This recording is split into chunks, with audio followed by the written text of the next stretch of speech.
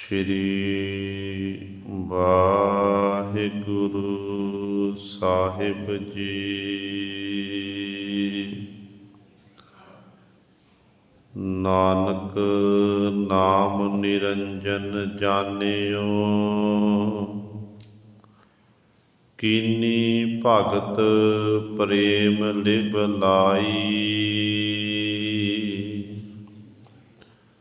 ਤਾਤੇ ਅੰਗਦ ਅੰਗ ਸੰਗ ਭਇਓ ਸਾਇਰ, ਤਿਨ ਸ਼ਬਦ ਸੁਰਤ ਕੀ ਨੀਵ ਰਖਾਈ। ਗੁਰ ਅਮਰਦਾਸ ਕੀ ਅਕਥ ਕਥਾ ਹੈ, ਇਕ ਜੀਹ ਕਛ ਕਹੀ ਨ ਜਾਈ। ਸੋਢੀ ਸ੍ਰਿਸ਼ਟ ਸਕਲ ਤਾਰਨ ਕੋ, ਅਬ ਗੁਰ ਰਾਮਦਾਸ ਕੋ ਮਿਲੀ ਵਡਾਈ। ਤੇਰੇ ਕਵਨ ਕਵਨ ਗੁਣ ਕਹਿ ਕਹਿ ਗਾਵਾਂ, ਤੂੰ ਸਾਹਿਬ ਗੁਣੀ ਨਿਧਾਨਾ।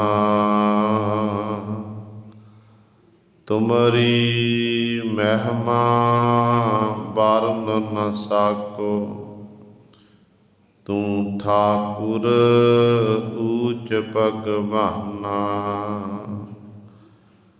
ਗਿਆਨ ਅੰਜਨ ਗੁਰ ਦੀਆ, ਅਗਿਆਨ ਅੰਧੇਰ ਬਿਨਾਸ਼।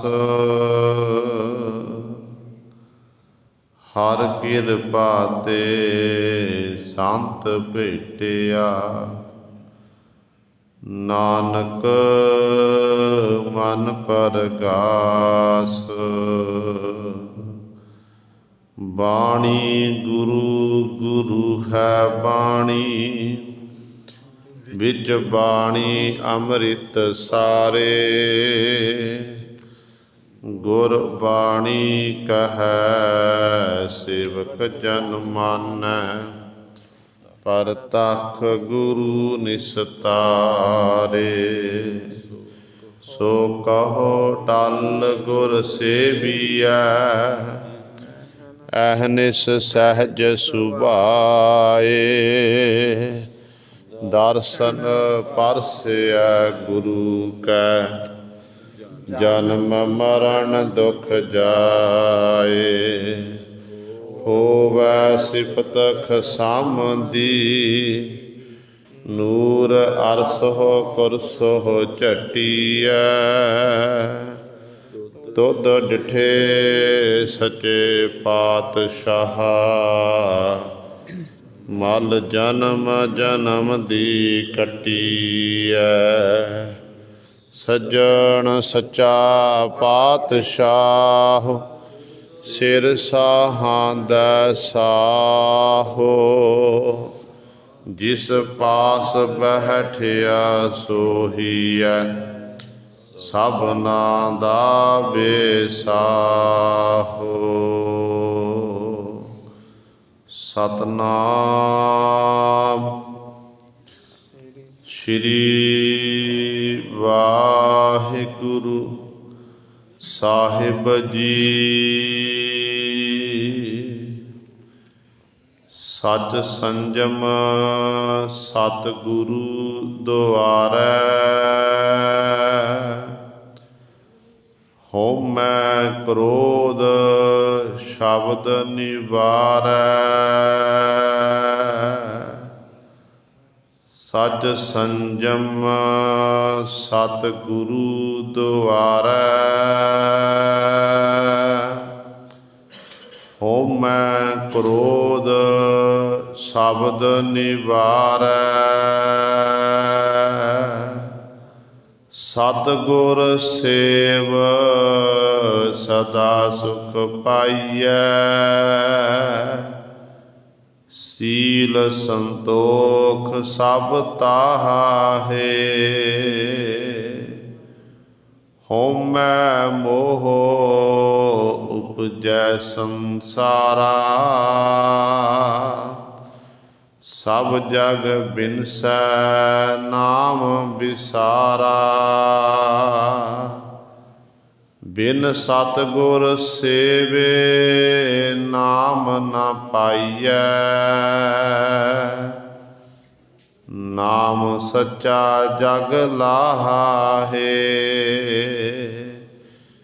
ਸੱਚਾ ਅਮਰ ਸ਼ਬਦ ਸੁਹਾਇਆ। ਪੰਜ ਸ਼ਬਦ ਮਿਲ ਵਾਜਾ ਵਾਇਆ। ਸਦਾ ਕਾਰਜ ਸਚ ਨਾਮ ਸੁਹੇਲਾ।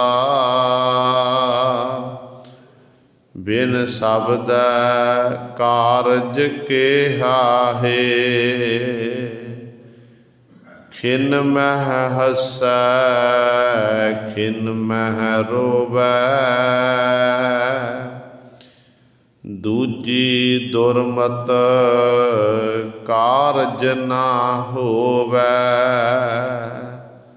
ਸੰਜੋਗ ਵਿਜੋਗ ਕਰਤੈ ਲਿਖ ਪਾਏ। ਕਿਰਤ ਨ ਚੱਲੈ ਚਲਾਹਾ ਹੈ। ਖਿਨ ਮਹਿ ਹਸੈ ਖਿਨ ਮਹਿ ਰੋਵੈ। ਦੂਜੀ ਦੁਰਮਤ ਕਾਰਜ ਨਾ ਹੋਵੈ। ਸੰਜੋਗ ਵਿਜੋਗ ਕਰਤੈ ਲਿਖ ਪਾਏ। ਕਿਰਤ ਨ ਚੱਲੈ ਚਲਾਹਾ ਹੈ। ਵਾਹਿਗੁਰੂ ਜੀ ਕਾ ਖਾਲਸਾ ਵਾਹਿਗੁਰੂ ਜੀ ਕੀ ਫਤਿਹ। ਪਰਮ ਸਨਮਾਨਯੋਗ ਸਤਿਗੁਰਾਂ ਦੀ ਸਾਜੀ ਨਿਵਾਜੀ ਗੁਰੂ ਰੂਪ ਗੁਰੂ ਸਵਾਰੇ ਖਾਲਸਾ ਸਾਧ ਸੰਗਤ ਜੀਓ। ਆਪ ਜੀ ਵਡਭਾਗੇ ਹੋ ਜੋ ਦਸ਼ਮੇਸ਼ ਪਿਤਾ ਗੁਰੂ ਕਲਗੀਧਰ ਸਤਿਗੁਰੂ ਅੰਮ੍ਰਿਤ ਕੇ ਦਾਤੇ ਸਰਬੰਸ ਦਾਨੀ ਸਾਹਿਬੇ ਕਮਾਲ ਧੰਨ ਧੰਨ ਸਾਹਿਬ ਸ੍ਰੀ ਗੁਰੂ ਗੋਬਿੰਦ ਸਿੰਘ ਮਹਾਰਾਜ ਜੀ ਦੀ ਚਰਨ ਛੋਹ ਧਰਤੀ ਮਹਾਨ ਪਵਿੱਤਰ ਅਸਥਾਨ ਗੁਰਦੁਆਰਾ ਮੰਜੀ ਸਾਹਿਬ ਆਲਮਗੀਰ ਵਿਖੇ ਅੰਮ੍ਰਿਤ ਵੇਲੇ ਤੋਂ ਹਾਜ਼ਰੀਆਂ ਭਰ ਕੇ ਸਤ ਸੰਗਤ ਕਰਕੇ ਸਤਿਗੁਰੂ ਮਹਾਰਾਜ ਜੀ ਦੀਆਂ ਖੁਸ਼ੀਆਂ ਪ੍ਰਾਪਤ ਕਰ ਰਹੇ ਹੋ। ਜੁਗੋ ਜੁਗ ਅਟਲ ਧੰਨ ਧੰਨ ਸਾਹਿਬ ਸ੍ਰੀ ਗੁਰੂ ਗ੍ਰੰਥ ਸਾਹਿਬ ਮਹਾਰਾਜ ਜੀ ਦੀ ਨਿੱਘੀ ਗੋਦ ਵਿੱਚ ਅੰਮ੍ਰਿਤ ਵੇਲੇ ਤੋਂ ਸਜੇ ਦੀਵਾਨਾਂ ਵਿੱਚ ਸ਼੍ਰੀ ਆਸਾ ਜੀ ਕੀ ਵਾਰ ਦੇ ਕੀਰਤਨ ਆਪ ਜੀ ਨੇ ਸਤਿਕਾਰਯੋਗ ਗੁਰੂ ਘਰ ਦੇ ਕੀਰਤਨੀਆਂ ਪਾਸੋਂ ਸ਼ਰਵਣ ਕੀਤੇ ਹਨ। ਸੋ ਆਓ ਗੁਰੂ ਸਵਾਰਿਓ, ਸਮਾਂ ਹੈ ਜੋ ਚੱਲ ਰਹੀ ਲੜੀਵਾਰ ਗੁਰਬਾਣੀ ਦੀ ਕਥਾ ਮਾਰੂ ਰਾਗ ਦੇ ਵਿੱਚੋਂ ਆਪ ਸੰਗਤਾਂ ਸ਼ਰਵਣ ਕਰਦੀਆਂ ਆ ਰਹੀਆਂ ਹਨ। ਧੰਨ ਧੰਨ ਸਾਹਿਬ ਸ੍ਰੀ ਗੁਰੂ ਅਮਰਦਾਸ ਪਾਤਸ਼ਾਹ ਮਹਾਰਾਜ, ਉਹਨਾਂ ਦੀ ਪਾਵਨ ਬਾਣੀ ਮਾਰੂ ਸੋਲ੍ਹੇ ਬਾਣੀ ਦੀ ਵਿਚਾਰ ਚੱਲ ਰਹੀ ਹੈ। ਕੱਲ੍ਹ ਵਾਲੀ ਵਿਚਾਰ ਦੇ ਵਿੱਚ ਆਪ ਜੀ ਨੇ ਪਹਿਲੇ 4 ਬੰਦਾਂ ਦੀ ਵਿਚਾਰ ਸ਼ਰਵਣ ਕੀਤੀ ਸੀ। ਹੁਣ ਸਤਿਗੁਰੂ ਮਹਾਰਾਜ ਅਗਲੇ ਬੰਦ ਦੁਆਰਾ ਸਾਨੂੰ ਪਾਵਨ ਉਪਦੇਸ਼ ਬਖਸ਼ਿਸ਼ ਕਰ ਰਹੇ ਹਨ। ਆਓ ਆਪਣੀਆਂ ਮਨ ਬਿਰਤੀਆਂ ਇਕਾਗਰ ਕਰੀਏ, ਧਿਆਨ ਗੁਰੂ ਚਰਨਾਂ ਨਾਲ ਜੋੜੀਏ ਤੇ ਗੁਰੂ ਮਹਾਰਾਜ ਜੀ ਦੇ ਪਾਵਨ ਉਪਦੇਸ਼ ਨੂੰ ਹਿਰਦਿਆਂ ਵਿੱਚ ਵਸਾ ਕੇ ਆਪਣਾ ਜੀਵਨ ਸਫਲਾ ਕਰੀਏ। ਕਰੋ ਸਾਰੇ ਆਪਣੀ ਰਸਨਾ ਪਵਿੱਤਰ ਤੇ ਉਚਾਰਨ ਕਰੋ ਜੀ ਸਤਨਾਮ ਸ੍ਰੀ ਵਾਹਿਗੁਰੂ ਸਾਹਿਬ ਜੀ। ਸਚ ਸੰਜਮ ਸਤਿਗੁਰੂ ਦੁਆਰੈ, ਹਉਮੈ ਕ੍ਰੋਧ ਸ਼ਬਦ ਨਿਵਾਰੈ। ਧੰਨ ਧੰਨ ਸਾਹਿਬ ਸ੍ਰੀ ਗੁਰੂ ਅਮਰਦਾਸ ਪਾਤਸ਼ਾਹ ਮਹਾਰਾਜ ਦੇ ਚਰਨਾਂ ਦੇ ਵਿੱਚ ਜਗਿਆਸੂ ਸਿੱਖ ਸੰਗਤਾਂ ਸਵਾਲ ਕਰਦੇ ਹਨ ਤੇ ਪਾਤਸ਼ਾਹ ਜੀ ਉਹਨਾਂ ਦੇ ਸਵਾਲਾਂ ਦਾ ਉੱਤਰ ਦੇ ਰਹੇ ਹਨ। ਗੁਰੂ ਸਾਹਿਬਾਨ ਜੀ ਨੂੰ ਸਵਾਲ ਕੀਤਾ ਕਿ ਸੱਚੇ ਪਾਤਸ਼ਾਹ ਜੀ, ਆਪ ਜੀ ਕਿਰਪਾ ਕਰਕੇ ਦੱਸੋ, ਜੀਵ ਸਤ ਪ੍ਰਤੱਗੀ ਕਿਵੇਂ ਬਣੇ, ਜੀਵ ਦੇ ਅੰਦਰ ਸੰਜਮ ਕਿਵੇਂ ਪੈਦਾ ਹੋਵੇ, ਤੇ ਸਤਿਗੁਰੂ ਜੀ ਤੇ ਤੀਜਾ ਜਿਹੜਾ ਵਚਨ ਕੀਤਾ ਸਤਿਗੁਰੂ, ਇਹ ਹਉਮੈ ਕਿਵੇਂ ਦੂਰ ਹੋਵੇ। ਪਹਿਲਾ ਸੱਚ, ਸੱਚ ਉੱਤੇ ਪਹਿਰਾ ਕਿਵੇਂ ਦੇਣਾ ਹੈ। ਦੂਜਾ ਸੰਜਮ ਰੱਖਣਾ, ਵਿਕਾਰਾਂ ਵੱਲੋਂ ਆਪਣੇ ਮਨ ਨੂੰ ਰੋਕ ਕੇ ਰੱਖਣਾ, ਇਹਨੂੰ ਕਹਿੰਦੇ ਸੰਜਮ। ਤੇ ਤੀਜਾ ਹੈ ਕ੍ਰੋਧ, ਹਉਮੈ ਜਿਹਨੂੰ ਆਪਾਂ ਕਹਿੰਦੇ ਹਾਂ। ਇਹ ਕਿਵੇਂ ਖਤਮ ਹੋਣੀ, ਨਿਵਰਤੀ ਕਿਵੇਂ ਹੋਣੀ ਹੈ। ਤੇ ਗੁਰੂ ਪਾਤਸ਼ਾਹ ਮਹਾਰਾਜ ਬਚਨ ਕਰਦੇ ਹਨ, ਕਹਿੰਦੇ ਭਾਈ ਜੋ ਸਤਿਗੁਰ ਦੇ ਦਰ 'ਤੇ ਆਵਾਂਗੇ, ਗੁਰੂ ਦੇ ਦਰ 'ਤੇ ਚੱਲ ਕੇ ਆਵਾਂਗੇ, ਗੁਰੂ ਨੇ ਬਖਸ਼ਿਸ਼ ਕਰਨੀ। ਜਿਉਂ-ਜਿਉਂ ਨਾਮ ਬਾਣੀ ਦਾ ਅਭਿਆਸ ਕਰਦੇ ਜਾਵਾਂਗੇ, ਤਿਉਂ-ਤਿਉਂ ਸਤਿਗੁਰੂ ਜੀ ਨੇ ਬਖਸ਼ਿਸ਼ ਕਰਕੇ ਜਿਹੜਾ ਸਾਡੇ ਅੰਦਰ ਝੂਠ ਹੈ, ਛਲ ਹੈ, ਫਰੇਬ ਹੈ, ਇਹ ਸਾਰੇ ਹੌਲੀ ਹੌਲੀ ਇਹ ਮੁੱਕਦੇ ਜਾਣਗੇ। ਇਹ ਨਹੀਂ ਕਿ ਆਪਾਂ 10 ਦਿਨ 15 ਦਿਨ ਆ ਗਏ, ਮਹੀਨਾ ਆ ਗਏ, ਨਹੀਂ ਗੁਰੂ ਸਵਾਰਿਓ, ਉਮਰਾਂ ਲੱਗ ਜਾਂਦੀਆਂ ਨੇ। ਤੇ ਜੇ ਆਪਾਂ ਅਭਿਆਸ, ਜਿੰਨਾ ਆਪਾਂ ਅਭਿਆਸ ਕਰਾਂਗੇ ਤੇ ਉਨਾ ਸਾਡੇ ਉੱਤੇ ਗੁਰੂ ਦੀ ਬਖਸ਼ਿਸ਼, ਗੁਰੂ ਦੀ ਰਹਿਮਤ ਹੁੰਦੀ ਜਾਵੇਗੀ। ਤੇ ਸਤਿਗੁਰੂ ਕਹਿੰਦੇ ਫਿਰ ਇਸ ਤਰ੍ਹਾਂ ਸਤਿਗੁਰੂ ਦੇ ਦਰ 'ਤੇ ਆ, ਤੇਰੇ ਅੰਦਰ ਸੱਚ ਵੀ ਪੈਦਾ ਹੋ ਜਾਏ, ਕਿਉਂਕਿ ਸੱਚ ਪੈਦਾ ਉਹੀ ਕਰ ਸਕਦਾ ਹੈ ਜਿਹੜਾ ਆਪ ਸੱਚਾ ਹੋਵੇ। ਜਿਹੜਾ ਆਪ ਸੱਚਾ ਹੋਵੇ ਉਹ ਸੱਚ ਪੈਦਾ ਕਰ ਸਕਦਾ ਹੈ। ਹੁਣ ਜਿਹੜਾ ਆਪ ਝੂਠ ਬੋਲਦਾ ਹੋਵੇ ਉਹ ਦੂਜੇ ਦੇ ਅੰਦਰ ਸੱਚ ਕਿਵੇਂ ਪੈਦਾ ਕਰ ਸਕਦਾ ਹੈ। ਪਹਿਲਾਂ ਆਪਣੇ ਆਪ ਨੂੰ ਤਿਆਰ ਕਰਨਾ। ਸਾਡੇ ਗੁਰੂ ਸਾਹਿਬਾਨ ਜੀ ਨੇ ਆਪਣੇ ਆਪ ਨੂੰ ਤਿਆਰ ਕੀਤਾ ਹੋਇਆ।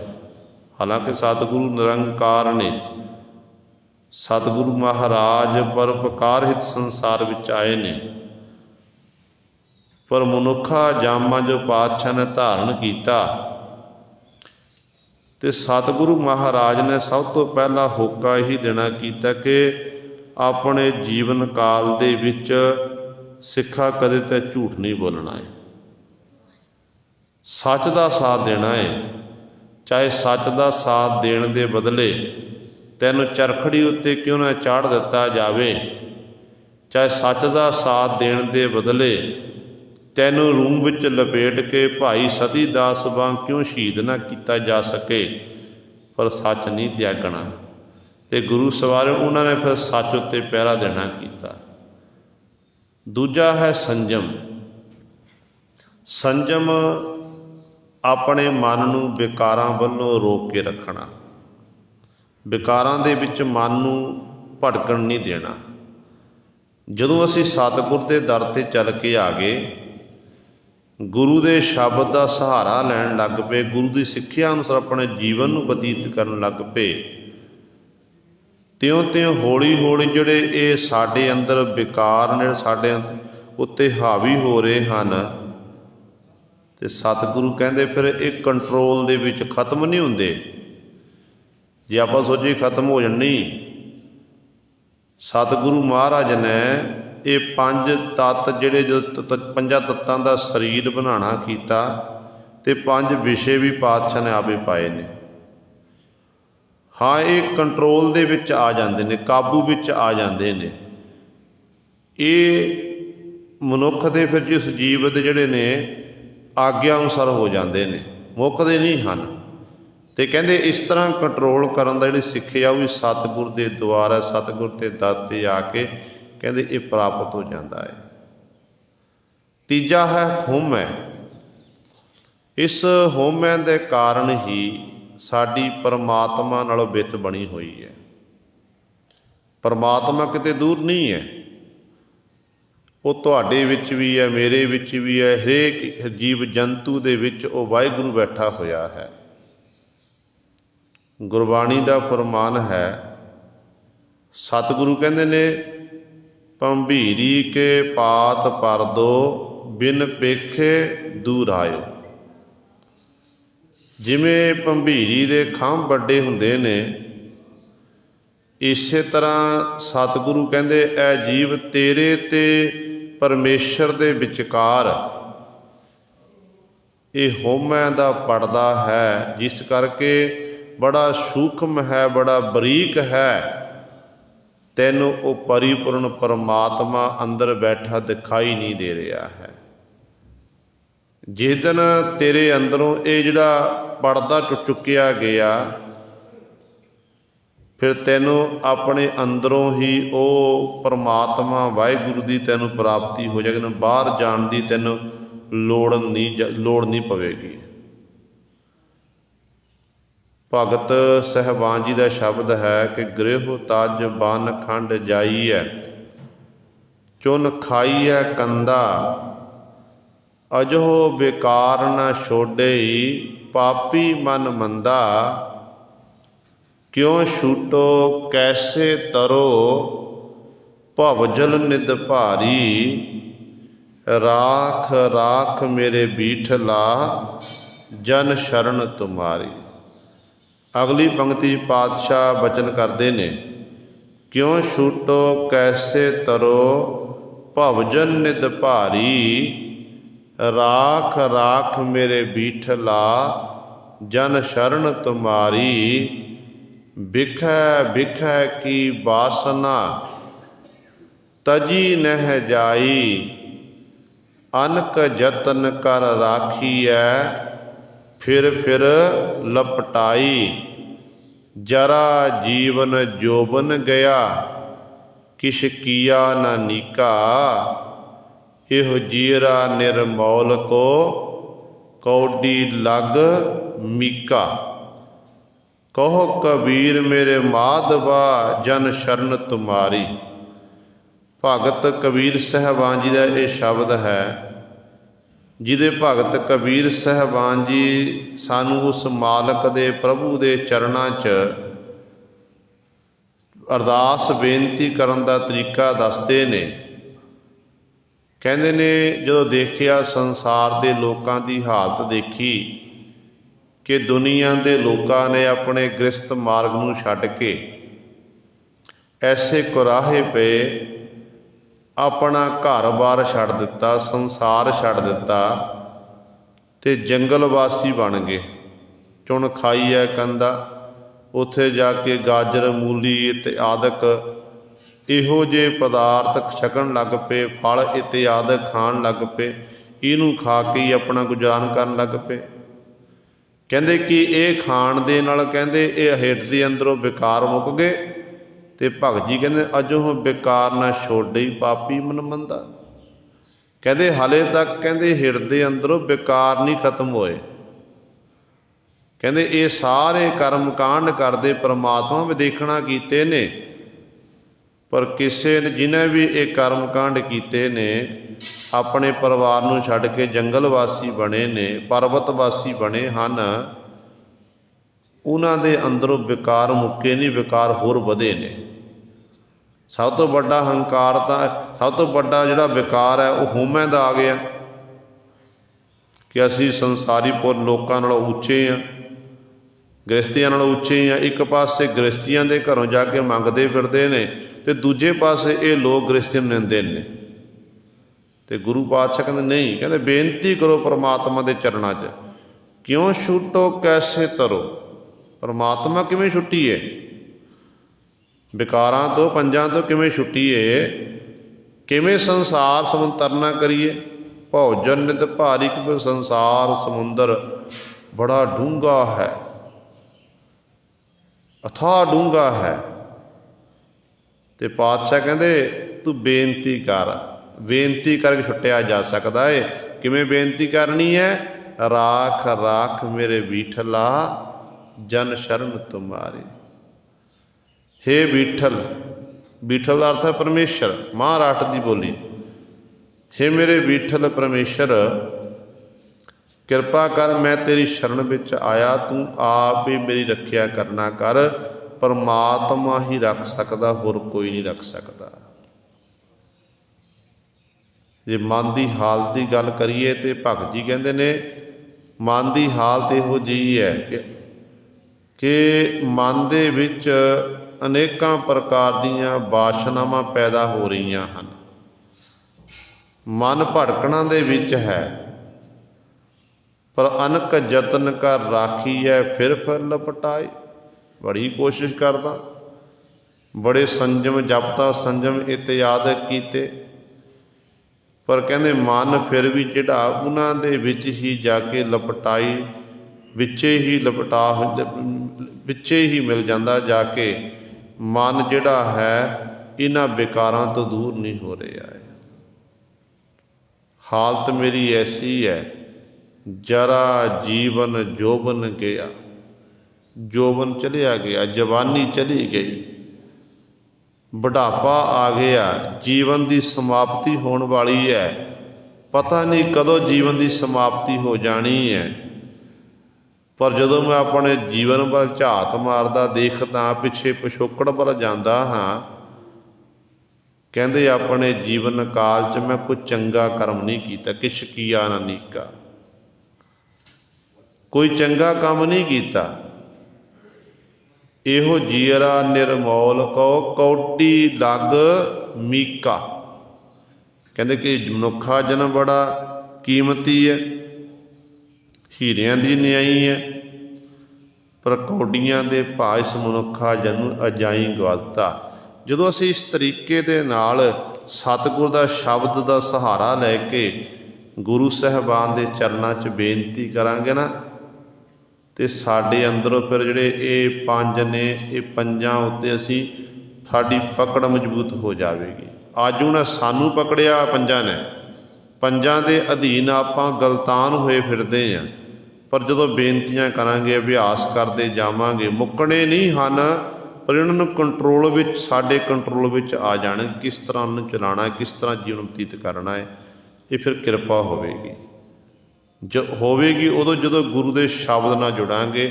ਤੇ ਪਾਤਸ਼ਾਹ ਕਹਿੰਦੇ ਨੇ ਜਿਹੜਾ ਹਿਰਦੇ ਅੰਦਰ ਹਉਮੈ ਹੈ, ਕ੍ਰੋਧ ਹੈ, ਕਹਿੰਦੇ ਇਹ ਗੁਰੂ ਦੇ ਸ਼ਬਦ ਰਾਹੀਂ ਨਿਵਰਤੀ ਹੋ ਸਕਦੀ ਹੈ। ਦੇਖੋ ਜਿਹੜਾ ਸ਼ਬਦ ਨਾਲ ਜੁੜਿਆ ਉਹਦਾ ਪਾਰ ਉਤਾਰਾ ਹੋ ਗਿਆ। ਗੁਰਬਾਣੀ ਦਾ ਫਰਮਾਨ ਹੈ ਕਿ ਜਿਹਨੂੰ ਸ਼ਬਦ ਦਾ ਰੰਗ ਲੱਗ ਗਿਆ, ਅਸਲ ਵਿੱਚ ਉਹ ਸੂਰਮਾ ਹੈ। ਧੰਨ ਗੁਰੂ ਹਰਗੋਬਿੰਦ ਸਾਹਿਬ ਮਹਾਰਾਜ ਦੇ ਸਮੇਂ ਇੱਕ ਸਿੱਖ ਹੋਇਆ, ਭਾਈ ਮੁਗਲੂ। ਭਾਈ ਮੁਗਲੂ ਬੜੀ ਟਹਿਲ ਸੇਵਾ ਕਰਦਾ, ਜਿੱਥੇ ਗੁਰੂ ਘਰ ਦੀ ਅਣਥੱਕ ਸੇਵਾ ਕਰਦਾ ਹੈ। ਜਦੋਂ ਸਤਿਗੁਰੂ ਮਹਾਰਾਜ ਨੇ ਸ਼ਾਸਤਰ ਵਿਦਿਆ ਦਾ ਅਭਿਆਸ ਸ਼ੁਰੂ ਕਰਵਾਇਆ, ਗੁਰੂ ਹਰਗੋਬਿੰਦ ਸਾਹਿਬ ਮਹਾਰਾਜ ਨੇ, ਭਾਈ ਮੁਗਲੂ ਜੀ ਨੇ ਸ਼ਾਸਤਰ ਵਿਦਿਆ ਸਿੱਖੀ। ਸ਼ਾਸਤਰ ਵਿਦਿਆ ਸਿੱਖੀ, ਬੜਾ ਜਵਾਨ ਹੋਇਆ, ਬਹਾਦਰ ਹੋਇਆ। ਤੇ ਸਮਾਂ ਆਇਆ ਜਦੋਂ ਸਤਿਗੁਰੂ ਮਹਾਰਾਜ ਦਾ ਜੀਵਨ ਜਿਹੜਾ ਸੀ, ਛੇਵੇਂ ਪਾਤਸ਼ਾਹ ਮਹਾਰਾਜ ਦੇ ਆਪਣੇ ਜੀਵਨ ਕਾਲ 4 ਯੁੱਧ ਲੜਨਾ ਕੀਤੇ ਨੇ। ਇਹਨਾਂ ਜੰਗਾਂ ਯੁੱਧਾਂ ਦੇ ਵਿੱਚ ਭਾਈ ਮੁਗਲੂ ਜੀ ਨੇ ਬਹੁਤ ਸਾਰਾ ਸਾਥ ਪਾਤਸ਼ਾਹ ਦੇਣਾ ਕੀਤਾ। ਦੁਸ਼ਮਣਾਂ ਨਾਲ ਮੁਕਾਬਲਾ ਕਰਦੇ, ਬੜੇ ਦੁਸ਼ਮਣਾਂ ਨੂੰ ਵੱਢਿਆ, ਟੁੱਕਿਆ, ਖਤਮ ਕੀਤਾ। ਤੇ ਸਤਿਗੁਰੂ ਮਹਾਰਾਜ ਦੀ ਕਿਰਪਾ ਦੇ ਪਾਤਰ ਬਣਦੇ ਹਨ। ਜੋ ਸਤਿਗੁਰੂ ਯੁੱਧ ਜਿੱਤਿਆ, ਜਦੋਂ ਸਤਿਗੁਰੂ ਮਹਾਰਾਜ ਨੇ ਜਿੱਤ ਪ੍ਰਾਪਤ ਕੀਤੀ, ਤੇ ਭਾਈ ਮੁਗਲੂ ਜੀ ਨੂੰ ਸਤਿਗੁਰੂ ਆਖਣ ਲੱਗੇ, ਕਹਿਣ ਲੱਗੇ, ਭਾਈ ਮੁਗਲੂ ਤੇਰੇ ਉੱਤੇ ਬੜੇ ਪ੍ਰਸੰਨ ਅਸੀਂ, ਮੰਗ ਕੀ ਮੰਗਦਾ? ਤੇ ਭਾਈ ਮੁਗਲੂ ਜੀ ਕਹਿਣ ਲੱਗੇ ਕਿ ਪਾਤਸ਼ਾਹ ਮੰਗਣਾ ਕੀ ਹੈ? ਸਤਿਗੁਰੂ ਤੁਹਾਡੇ ਦਰਸ਼ਨ ਦੀਦਾਰੇ ਮੈਨੂੰ ਹੋ ਰਹੇ ਨੇ, ਮੇਰੇ ਧੰਨ ਭਾਗ ਨੇ ਕਿ ਤੁਸੀਂ ਜੰਗ ਯੁੱਧ ਕਰਦੇ ਤੇ ਮੈਨੂੰ ਸੇਵਾ ਦਾ ਮੌਕਾ ਮਿਲਿਆ ਪਾਤਸ਼ਾਹ। ਤੇ ਸਤਿਗੁਰੂ ਫਿਰ ਜੇ ਤੁਸੀਂ ਕਹਿੰਦੇ ਹੋ ਮੰਗ ਕੀ ਮੰਗਦਾ, ਮੇਰੀ ਫਿਰ ਆਪ ਜੀ ਦੇ ਚਰਨਾਂ 'ਚ ਰਜੋਈ ਹੈ, ਬੇਨਤੀ ਹੈ। ਜਿਵੇਂ ਸਤਿਗੁਰੂ ਅੱਜ ਆਪ ਜੀ ਮੈਨੂੰ ਖੁੱਲ੍ਹੇ ਦਰਸ਼ਨ ਦੀਦਾਰੇ ਬਖਸ਼ਿਸ਼ ਕਰਕੇ ਕਿਰਤਾਰਥ ਕਰ ਰਹੇ ਹੋ ਜੀ, ਸਤਿਗੁਰੂ ਮੈਂ ਚਾਹੁੰਦਾ ਹਾਂ ਕਿ ਅੰਤਮ ਸਮੇਂ ਮੈਨੂੰ ਆਪ ਜੀ ਦੇ ਦਰਸ਼ਨ ਦੀਦਾਰੇ ਹੋਣ ਤੇ ਮੈਂ ਆਪ ਜੀ ਦੇ ਸਨਮੁਖ ਆਪਣੇ ਪੰਜ ਭੂਤਕ ਸਰੀਰ ਨੂੰ ਤਿਆਗ ਦਿਆਂ। ਗੁਰੂ ਪ੍ਰਸੰਨ ਹੋ ਰਿਹਾ। ਗੁਰੂ ਕਹਿੰਦਾ ਮੰਗ ਕੀ ਮੰਗਦਾ? ਜੇ ਪਦਾਰਥਵਾਦੀ ਸੋਚ ਵਾਲਾ ਹੁੰਦਾ ਤੇ ਕਹਿੰਦਾ ਸੱਚੇ ਪਾਤਸ਼ਾਹ ਕਾਰੋਬਾਰ ਦਿਨ ਦੁਗਣੀ ਤਰੱਕੀ ਕਰ ਜਾਵੇ, ਪਾਤਸ਼ਾਹ ਪਰਵਾਜ ਤੰਦਰੁਸਤੀ ਵਰਤਾਣੀ, ਹੋਰ ਪਤਾ ਨਹੀਂ ਕੋਈ ਕੁਝ ਨਾ ਕੁਝ ਆਪਾਂ ਮੰਗੀ ਜਾਣਾ, ਸਾਡੀ ਸੋਚ ਇਹੋ ਜਿਹੀ ਹੈ। ਪਰ ਕਹਿਣ ਲੱਗਿਆ ਪਾਤਸ਼ਾਹ ਬਸ ਇੱਛਾ ਇਹੀ ਹੈ, ਅੰਤਮ ਸਮਾਂ ਆਵੇ ਤੇ ਤੁਹਾਡੇ ਦੀਦਾਰ ਹੋਣ, ਫਿਰ ਮੈਂ ਪਾਤਸ਼ਾਹ ਆਪਣੇ ਸਰੀਰ ਨੂੰ ਤਿਆਗਾਂਗਾ। ਛੇਵੇਂ ਪਾਤਸ਼ਾਹ ਮਹਾਰਾਜ ਬੜੇ ਪ੍ਰਸੰਨ ਹੋਏ, ਕਹਿਣ ਲੱਗੇ ਸਿੱਖਾ ਤੇ ਨਾ ਵਾਅਦਾ ਕਰਦੇ ਆ, ਜਦੋਂ ਅੰਤਮ ਸਮਾਂ ਆਵੇਗਾ ਤੈਨੂੰ ਦਰਸ਼ਨ ਦੀਦਾਰੇ ਜ਼ਰੂਰ ਦੇਵਾਂਗੇ। ਪਰ ਗੱਲ ਇਹ ਹੈ, ਇਹ ਸਰੀਰ ਨਹੀਂ ਹੋਵੇਗਾ, ਜੋਤ ਇਹੀ ਹੋਵੇਗੀ। ਗੁਰੂ ਨਾਨਕ ਦੀ ਜੋਤ ਜਿਹੜੀ ਗੁਰੂ ਨਾਨਕ ਵਿੱਚ ਵਿਰਾਜਮਾਨ ਸੀ, ਉਹ ਸਾਡੇ ਵਿੱਚ ਵਿਰਾਜਮਾਨ ਹੋਈ ਹੈ। ਜੋਤ ਗੁਰੂ ਨਾਨਕ ਦੀ ਹੋਵੇਗੀ, ਪਰ ਸਰੀਰ ਵੱਖਰਾ ਹੋਵੇਗਾ। ਤੇ ਧੰਨ ਗੁਰੂ ਹਰਗੋਬਿੰਦ ਸਾਹਿਬ ਮਹਾਰਾਜ ਆਖਣ ਲੱਗੇ ਕਿ 9ਵੇਂ ਜਾਮੇ ਦੇ ਵਿੱਚ ਅਸੀਂ ਤੁਹਾਨੂੰ ਆ ਕੇ ਦਰਸ਼ਨ ਦੀਦਾਰੇ ਦੇਵਾਂਗੇ। ਦੇਖੋ ਗੁਰੂ ਸਾਰੇ ਕਿੰਨੇ ਅੰਤਰਜਾਮੀ ਪਾਤਸ਼ਾਹ। ਪਤਾ ਹੈ ਕਿ ਸਿੱਖ ਦੀ ਉਮਰ ਨਵੇਰੀ ਹੈ ਤੇ ਬਚਨ ਕਰਦਾ ਕਿ ਇਸ ਸਮੇਂ ਤੁਹਾਨੂੰ ਆਪਾਂ ਦਰਸ਼ਨ ਦੇਵਾਂਗੇ। ਜਿਵੇਂ ਗੁਰੂ ਨਾਨਕ ਪਾਤਸ਼ਾਹ ਨੇ ਆਖਿਆ ਸੀ ਨਾ, ਬੁੱਢਣ ਸ਼ਾਹ ਜੀ ਨੂੰ ਕੀਰਤਪੁਰ ਸਾਹਿਬ ਧਰਤੀ ਤੇ ਜਿਹਨੇ ਦੁੱਧ ਭੇਟਾ ਕੀਤਾ, ਪਾਤਸ਼ਾਹ ਕਹਿੰਦੇ ਹੁਣ ਨਹੀਂ ਛਕਣਾ, ਛਕਾਂਗੇ 6ਵੇਂ ਜਾਮੇ ਜਾ ਕੇ ਛਕਾਂਗੇ। ਤੇ ਛਕਿਆ ਸੀ ਗੁਰੂ ਸਵਾਰਿਓ, ਅਸਥਾਨ ਬਣਿਆ ਹੋਇਆ। ਉਹੀ ਬਚਨ ਅੱਜ 6ਵੇਂ ਪਾਤਸ਼ਾਹ ਮਹਾਰਾਜ ਕਰ ਰਹੇ ਨੇ। ਕਹਿਣ ਲੱਗੇ ਭਾਈ ਮੁਗਲੂ ਵਾਅਦਾ ਕਰਦੇ ਆ, ਅੰਤਮ ਸਮਾਂ ਆਵੇਗਾ ਦਰਸ਼ਨ ਦੀਦਾਰੇ ਜ਼ਰੂਰ ਦੇਵਾਂਗੇ। ਅੱਜ ਗੁਰੂ ਸਵਾਰਿਓ ਸਤਿਗੁਰੂ ਮਹਾਰਾਜ ਜੋਤੀ ਜੋਤ ਸਮਾਏ। ਫਿਰ ਉਸ ਤੋਂ ਬਾਅਦ 7ਵੇਂ ਪਾਤਸ਼ਾਹ 8ਵੇਂ ਪਾਤਸ਼ਾਹ ਦਾ ਸਮਾਂ ਆਇਆ। ਫਿਰ ਆਈ ਵਾਰੀ ਗੁਰੂ ਤੇਗ ਬਹਾਦਰ ਸਾਹਿਬ ਮਹਾਰਾਜ ਦੀ ਗੁਰਤਾ ਗੱਦੀ ਉੱਤੇ ਬੈਠਣ ਦੀ। ਗੁਰਤਾ ਗੱਦੀ ਉੱਤੇ ਸਤਿਗੁਰੂ ਬਿਰਾਜਮਾਨ ਹੋਏ ਤੇ ਸਤਿਗੁਰੂ ਨੇ ਆਨੰਦਪੁਰ ਸਾਹਿਬ ਤੋਂ ਚਾਲੇ ਪਾਏ ਨੇ ਪੂਰਬ ਦੇ ਇਲਾਕੇ ਵੱਲ ਨੂੰ। ਕਲਗੀਧਰ ਪਾਤਸ਼ਾਹ ਮਹਾਰਾਜ ਨੇ ਬਚਨ ਕੀਤੇ ਨੇ ਕਿ ਮੁਰ ਪਿਤ ਪੂਰਬ ਕੀਸ ਪਿਆਨਾ, ਭਾਂਤ ਭਾਂਤ ਕੇ ਤੀਰਥ ਨਹਾਨਾ, ਜਬ ਹੀ ਜਾਤ ਤਰਵੇਣੀ ਭਏ, ਪੁੰਨ ਦਾਨ ਦਿਨ ਕਰਤ ਬਤੇ, ਤੇਹੀ ਪ੍ਰਕਾਸ਼ ਹਮਾਰਾ ਭਇਓ, ਪਟਨਾ ਸ਼ਹਿਰ ਵਿਖੇ ਭਵ ਲਿਓ। ਕਹਿੰਦੇ ਪਟਨੇ ਸ਼ਹਿਰ ਦੇ ਵਿੱਚ ਸਾਡਾ ਪ੍ਰਕਾਸ਼ ਹੋਇਆ। ਤੇ ਗੁਰੂ ਸਵਾਰਿਓ ਗੁਰੂ ਤੇਗ ਬਹਾਦਰ ਪਾਤਸ਼ਾਹ ਮਾਲਵੇ ਦੇ ਇਲਾਕੇ ਵਿੱਚ ਵਿਚਰ ਰਹੇ ਨੇ। ਮਾਲਵੇ ਦੇ ਇਲਾਕੇ ਵਿੱਚ ਵਿਚਰਦੇ ਹੋਏ ਜਿਹੜਾ ਨਗਰ ਭਾਈ ਮੁਗਲੂ ਜੀ ਦਾ ਹੈ, ਉਸ ਨਗਰ ਵਿੱਚ ਪਹੁੰਚੇ ਨੇ। ਹੁਣ ਜਿਹੜੇ ਆਤਮ ਅਭਿਆਸੀ ਹੁੰਦੇ ਨੇ, ਦਿਨ ਰਾਤ ਪਰਮਾਤਮਾ ਦੀ ਭਜਨ ਬੰਦਗੀ ਕਰਦੇ ਨੇ ਨਾ, ਉਹਨਾਂ ਨੂੰ ਆਪਣੇ ਅੰਤਮ ਸਮੇਂ ਦਾ ਪਤਾ ਲੱਗ ਜਾਂਦਾ ਕਿ ਅਸੀਂ ਇੰਨੀ ਉਮਰ ਭੋਗਣੀ ਆ, ਆਹ ਸਮੇਂ ਅਸੀਂ ਆਪਣੇ ਪੰਜ ਭੂਤਕ ਸਰੀਰ ਨੂੰ ਤਿਆਗਣਾ ਹੈ। ਹੁਣ ਗੁਰੂ ਹਰਗੋਬਿੰਦ ਸਾਹਿਬ ਮਹਾਰਾਜ ਬਚਨ ਨੇ ਤੇ ਭਾਈ ਮੁਗਲੂ ਜੀ ਨਿਤਾ ਪ੍ਰਤੀ ਆਪਣੇ ਘਰ ਦਾ ਦਰਵਾਜ਼ਾ ਖੁੱਲ੍ਹਾ ਰੱਖਦੇ ਨੇ। ਗੇਟ ਨਹੀਂ ਬੰਦ ਕਰਦੇ। ਆਪਣੇ ਪਰਿਵਾਰ ਨੂੰ, ਬੱਚਿਆਂ ਨੂੰ ਆਖਿਆ ਹੋਇਆ ਕਿ ਬੱਚਿਓ ਇਹ ਦਰਵਾਜ਼ਾ ਨਹੀਂ ਬੰਦ ਕਰਨਾ, ਦਿਨੇ ਵੀ ਖੁੱਲ੍ਹਾ ਤੇ ਰਾਤ ਨੂੰ ਵੀ ਖੁੱਲ੍ਹਾ। ਤੇ ਪੁੱਛਦੇ ਨੇ, ਕਹਿੰਦੇ ਬਾਪੂ ਇਹ ਦਰਵਾਜ਼ਾ ਬੰਦ ਕਿਉਂ ਨਹੀਂ ਕਰਨਾ, ਕਾਰਨ ਕੀ ਹੈ?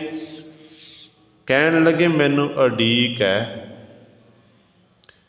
ਉਡੀਕ ਹੈ ਕਿ ਮੇਰੇ ਗੁਰੂ ਸਾਹਿਬਾਨ ਜੀ ਚੱਲ ਕੇ ਆਉਣਗੇ ਤੇ ਗੁਰੂ ਸਾਹਿਬਾਨ ਦੇ ਮੈਂ ਦਰਸ਼ਨ ਦੀਦਾਰੇ ਕਰਾਂਗਾ, ਫਿਰ ਆਪਣੇ ਸਰੀਰ ਨੂੰ ਤਿਆਗਣਾ ਹੈ। ਤੇ ਬੱਚਿਓ ਜੇ ਕਿਤੇ ਦਰਵਾਜ਼ਾ ਬੰਦ ਹੋਇਆ, ਕਿਤੇ ਇਹ ਨਾ ਹੋਵੇ ਕਿ ਗੁਰੂ ਪਾਤਸ਼ਾਹ ਜੀ ਤੋਂ ਅੱਗੇ ਲੰਘ ਜਾਣ। ਦਰਵਾਜ਼ਾ ਖੁੱਲ੍ਹਾ ਰੱਖਣਾ ਚਾਹੀਦਾ। ਕਹਿੰਦੇ ਕਿ ਇਸ ਤਰ੍ਹਾਂ ਆਖਿਆ ਤੇ ਗੁਰੂ ਸਵਾਰੇ ਇੱਧਰੋਂ ਸਤਿਗੁਰੂ ਭਾਈ ਮੁਗਲੂ ਦਾ ਅੰਤਮ ਸਮਾਂ ਪ੍ਰਾਣ ਰੋਕੇ ਹੋਏ ਨੇ, ਇੱਧਰੋਂ ਗੁਰੂ ਤੇਗ ਬਹਾਦਰ ਸਾਹਿਬ ਮਹਾਰਾਜ ਘੋੜੇ ਉੱਤੇ ਸਵਾਰ ਨਗਰ ਵਿੱਚ ਪ੍ਰਵੇਸ਼ ਹੋਏ। ਜਿੱਥੇ ਭਾਈ ਮੁਗਲੂ ਦਾ ਘਰ ਹੈ, ਕਹਿੰਦੇ ਉਸ ਘਰ ਦੇ ਸਨਮੁਖ ਬਿਲਕੁਲ ਸਾਹਮਣੇ ਜਾ ਕੇ ਸਤਿਗੁਰੂ ਨੇ ਘੋੜਾ ਠੱਲਿਆ ਤੇ ਘੋੜਾ ਹਿਣਕਿਆ, ਘੋੜੇ ਦੀਆਂ ਛੁਮਾਂ ਦੀ ਪੌੜਾਂ ਦੀ ਆਵਾਜ਼ ਆਈ ਤੇ ਭਾਈ ਮੁਗਲੂ ਜੀ ਕਹਿਣ ਲੱਗੇ ਮੇਰੇ ਸਤਿਗੁਰੂ ਜੀ ਆ ਗਏ। ਕਮਰੇ ਦੇ ਵਿੱਚ ਅੰਦਰ ਨੇ, ਕਹਿਣ ਲੱਗੇ ਮੇਰੇ ਸਤਿਗੁਰੂ ਜੀ ਆ ਗਏ ਨੇ। ਤੇ ਸਤਿਗੁਰੂ ਮਹਾਰਾਜ ਘੋੜੇ ਥੱਲੇ ਉਤਰੇ ਨੇ, ਬੜੇ ਅਦਬ ਸਤਿਕਾਰ ਦੇ ਨਾਲ ਸਤਿਗੁਰੂ ਮਹਾਰਾਜ ਨੂੰ ਅੰਦਰ ਲੈ ਕੇ ਗਏ ਨੇ। ਤੇ ਸਾਹਮਣੇ ਭਾਈ ਮੁਗਲੂ ਜੀ ਲੇਟੇ ਹੋਏ ਨੇ, ਜਿਨ੍ਹਾਂ ਦੇ ਸਵਾਸ ਰੋਕੇ ਹੋਏ, ਅੰਤਮ ਸਮਾਂ ਹੈ ਬਿਲਕੁਲ ਨੇੜੇ। ਤੇ ਸਤਿਗੁਰੂ ਮਹਾਰਾਜ ਦੇ ਚਰਨਾਂ 'ਚ ਮੱਥਾ ਟੇਕਿਆ, ਕਹਿਣ ਲੱਗਿਆ ਸੱਚੇ ਪਾਤਸ਼ਾਹ ਹੁਣ ਮੇਰਾ ਜੀਵਨ ਸਫਲਾ ਹੈ। ਪਹਿਲਾਂ ਮੈਨੂੰ ਡਰ ਸੀ ਕਿ ਗੁਰੂ ਹਰਗੋਬਿੰਦ ਸਾਹਿਬ ਮਹਾਰਾਜ ਨੇ ਬਚਨ ਕੀਤੇ ਨੇ ਕਿ ਨੌਵੇਂ ਜਾਮੇ 'ਚ ਦਰਸ਼ਨ ਦੀਦਾਰੇ ਦੇਵਾਂਗੇ ਆ ਕੇ, ਉਦੋਂ ਤੂੰ ਸਰੀਰ ਤਿਆਗਣਾ ਹੈ। ਤੇ ਮੇਰੇ ਮਨ 'ਚ ਡਰ ਸੀ, ਸਤਿਗੁਰੂ ਮਸਾਂ ਪ੍ਰਾਣ ਰੋਕੇ ਹੋਏ ਸੀ। ਮੈਨੂੰ ਇਹ ਸੀ ਕਿ ਕਿਤੇ ਇਹ ਨਾ ਹੋਵੇ ਕਿ ਮੈਂ ਆਪਣੇ ਪੰਜ ਭੂਤਕ ਸਰੀਰ ਨੂੰ ਤਿਆਗ ਦਿਆਂ। ਜੇ ਇਸ ਤਰ੍ਹਾਂ ਆਪਣੇ ਪੰਜ ਭੂਤਕ ਸਰੀਰ ਨੂੰ ਤਿਆਗ ਦਿੰਦਾ ਤੇ ਜਿਤ ਦੁਨੀਆ ਦੇ ਲੋਕਾਂ ਨੇ ਆਖਣਾ ਸੀ ਕਿ ਗੁਰੂ ਹਰਗੋਬਿੰਦ ਸਾਹਿਬ ਮਹਾਰਾਜ ਆਪਣੇ ਬਚਨ ਪੂਰੇ ਨਹੀਂ ਕਰ ਸਕੇ। ਸਤਿਗੁਰੂ ਮੈਨੂੰ ਕੋਈ ਨਹੀਂ ਸੀ, ਮੈਂ ਤਾਂ ਆਪ ਜੀ ਚਰਨਾਂ ਦਾ ਭੋਰਾ ਬਣ ਚੁੱਕੇ ਹਾਂ ਤੇ ਮੈਨੂੰ ਵਿਸ਼ਵਾਸ ਸੀ ਕਿ ਤੁਸੀਂ ਇਹ ਬਚਨ ਪੂਰੇ ਕਰਨੇ ਨੇ, ਤੁਸੀਂ ਮੈਨੂੰ ਦਰਸ਼ਨ ਦਰ ਜ਼ਰੂਰ ਦੇਣੇ ਨੇ। ਤੇ ਸਤਿਗੁਰੂ ਮਹਾਰਾਜ ਦੇ ਸਨਮੁਖ ਭਾਈ ਮੁਗਲੂ ਜੀ ਨੇ ਗੁਰੂ ਗੁਰੂ ਜਪਦਿਆਂ ਹੋਇਆਂ, ਬਾਣੀ ਪੜ੍ਹਦਿਆਂ ਹੋਇਆਂ ਆਪਣੇ ਪੰਜ ਭੂਤਕ ਸਰੀਰ ਨੂੰ ਤਿਆਗ ਦਿੱਤਾ।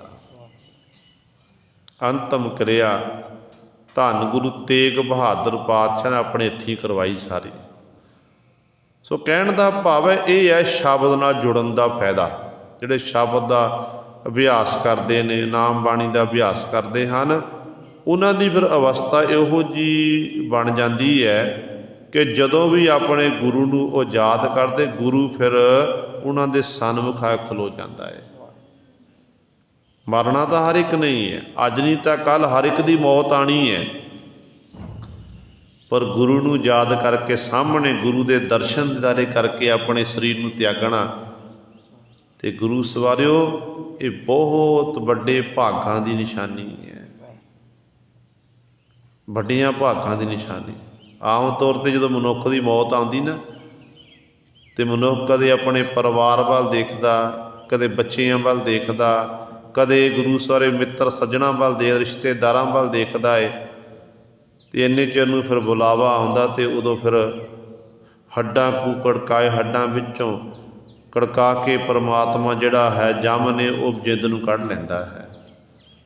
ਪਰ ਜਿਹੜੇ ਗੁਰਮੁਖ ਜਨ ਹਨ ਉਹਨਾਂ ਨੂੰ ਪਤਾ ਏ ਕਿ ਇਹ ਜਿਹੜੇ ਜਿੰਨੇ ਵੀ ਚਾਹੇ ਮਾਤਾ ਪਿਤਾ, ਚਾਹੇ ਭੈਣ ਭਰਾ ਨੇ, ਚਾਹੇ ਪੁੱਤਰ ਧੀਆਂ ਹਨ, ਇਹ ਸੰਜੋਗਾਂ ਕਰਕੇ ਮਿਲਾਪ ਹੋਇਆ ਹੈ।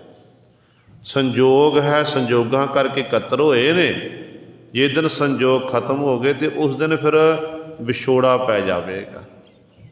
ਉਹਨਾਂ ਨੂੰ ਸਮਝ ਆ ਜਾਂਦੀ ਹੈ ਤੇ ਫਿਰ ਗੁਰੂ ਸਵਾਰੇ ਉਹ ਆਪਣੀ ਬਿਰਤੀ ਦੇ ਰਾਹੀਂ ਹਰ ਸਮੇਂ ਪਰਮਾਤਮਾ ਦਾ ਜਸ ਕਰਦੇ, ਵਡਿਆਈ ਕਰਦੇ ਹਨ ਤੇ ਕਦੇ ਰਸਨਾ ਨੂੰ ਅਜਾਈ ਨਹੀਂ ਜਾਣ ਦਿੰਦੇ ਹਨ।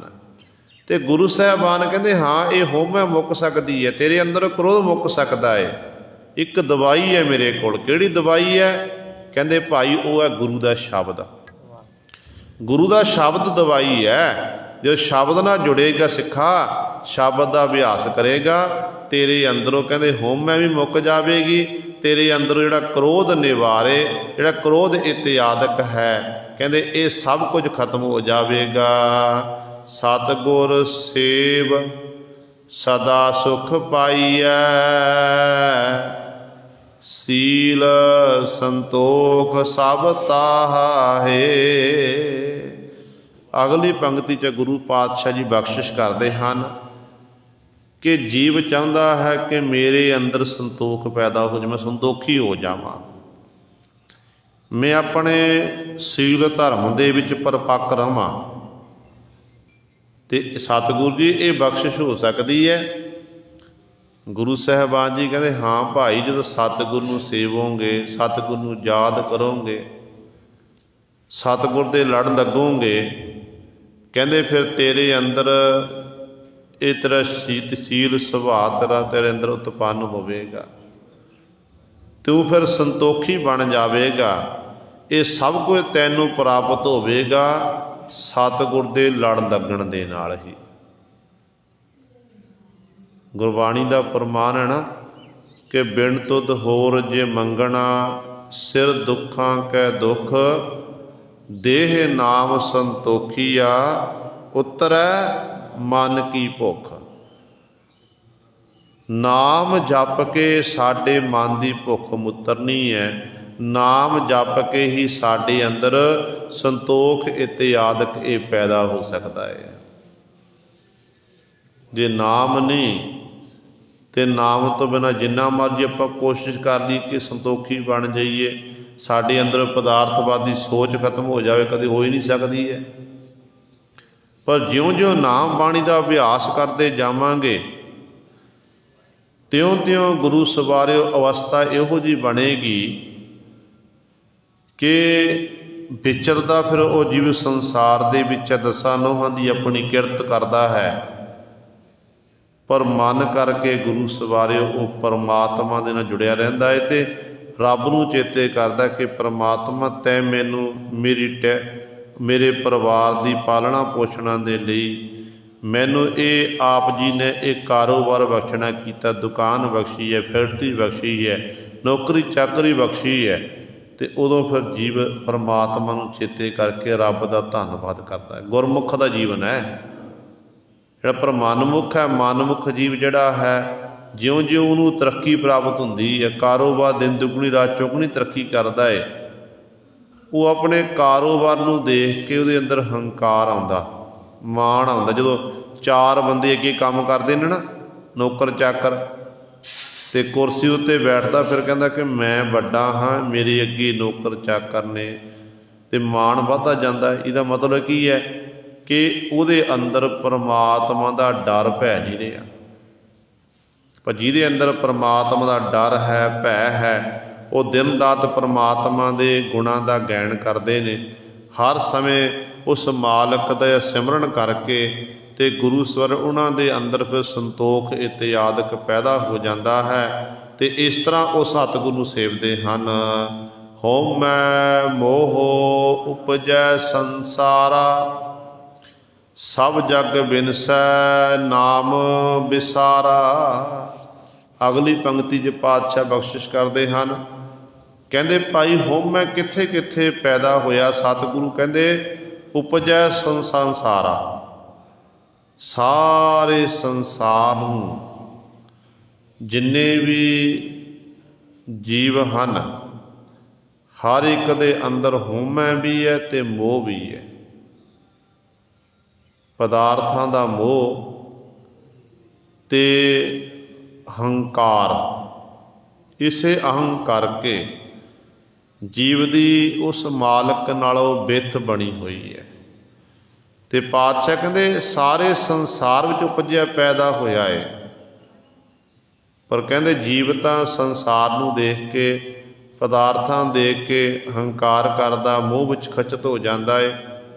ਪਰ ਜਿਹੜੀ ਅਟਲ ਸੱਚਾਈ ਹੈ, ਉਹ ਅਟਲ ਸਚਾਈ ਕੀ ਹੈ?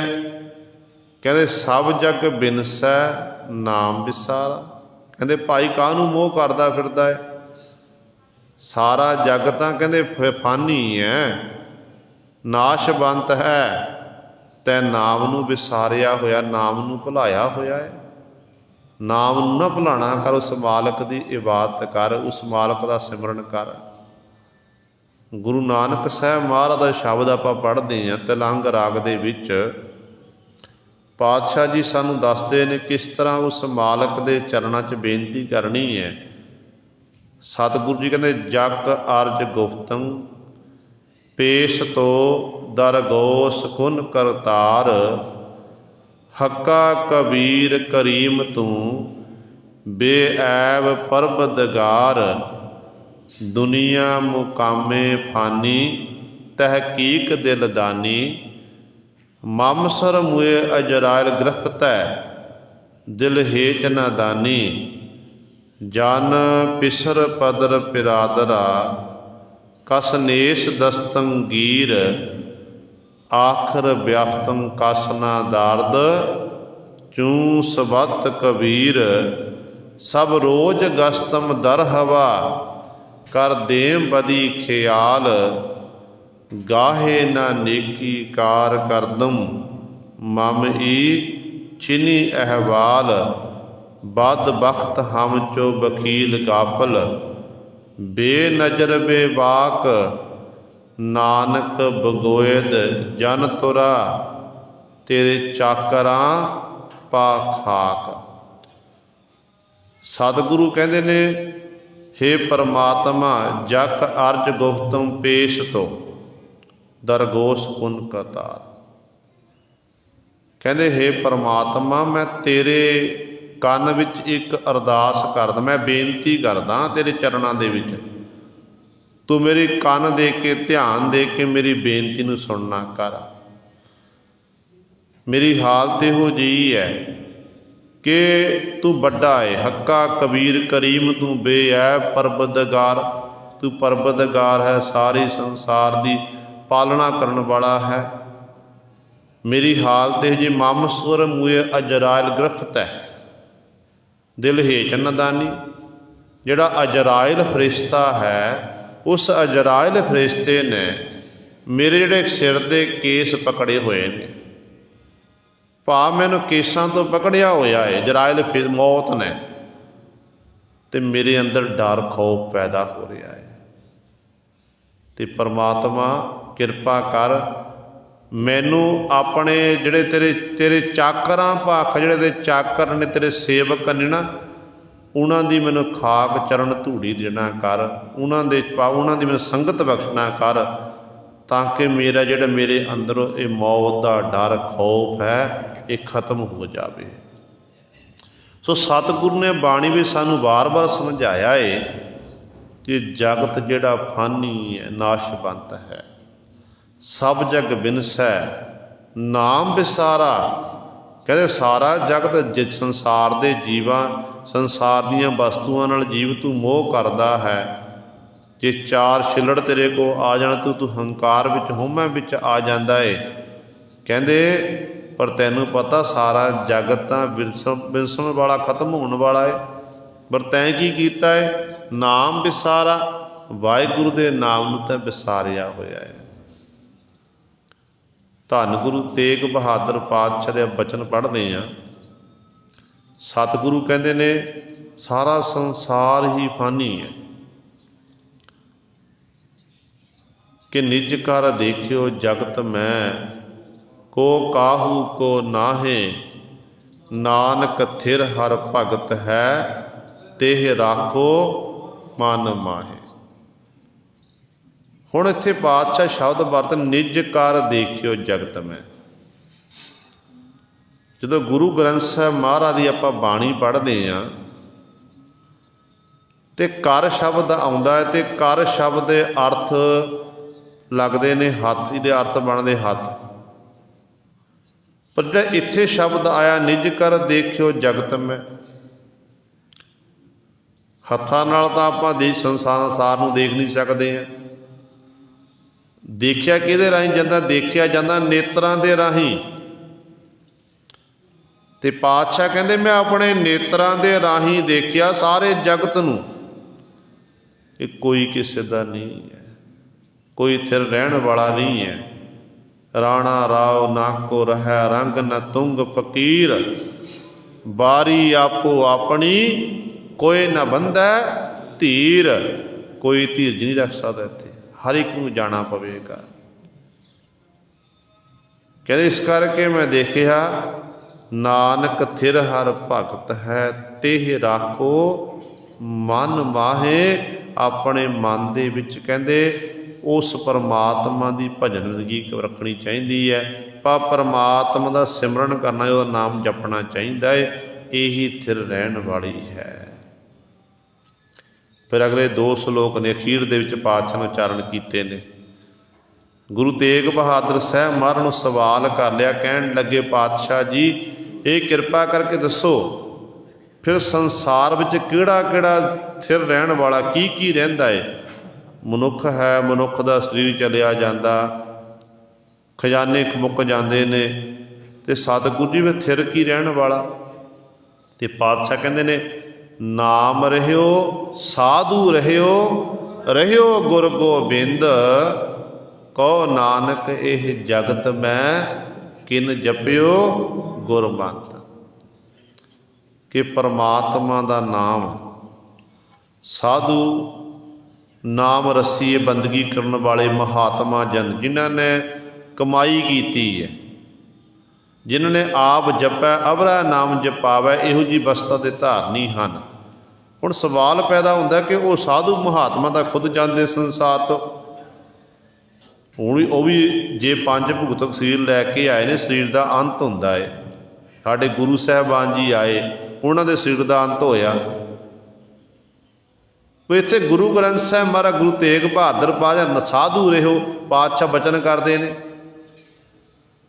ਪਾਤਸ਼ਾਹ ਦਾ ਕਹਿਣ ਦਾ ਭਾਵ ਕੀ ਹੈ? ਸਤਿਗੁਰੂ ਸਮਝਾਉਂਦੇ ਨੇ ਕਿ ਭਾਈ ਉਹ ਆਪਣੇ 5 ਭੂਤਕ ਸਰੀਰ ਨੂੰ ਤਿਆਗਣ ਤੋਂ ਬਾਅਦ ਵੀ ਸੰਸਾਰ ਵਿੱਚ ਅਮਰ ਰਹਿੰਦੇ ਨੇ। ਦੁਨੀਆ ਦੇ ਲੋਕ ਉਹਨਾਂ ਦੇ ਜਨਮ ਦਿਹਾੜੇ, ਉਹਨਾਂ ਦੇ ਸਰੀਰ ਛੱਡਣ ਦੇ ਦਿਹਾੜੇ, ਬਰਸੀਆਂ ਇਤਿਆਦਿਕ ਉਹਨਾਂ ਦੇ ਨਾਮ ਦੀਆਂ ਮਨਾਈਆਂ ਜਾਂਦੀਆਂ ਨੇ।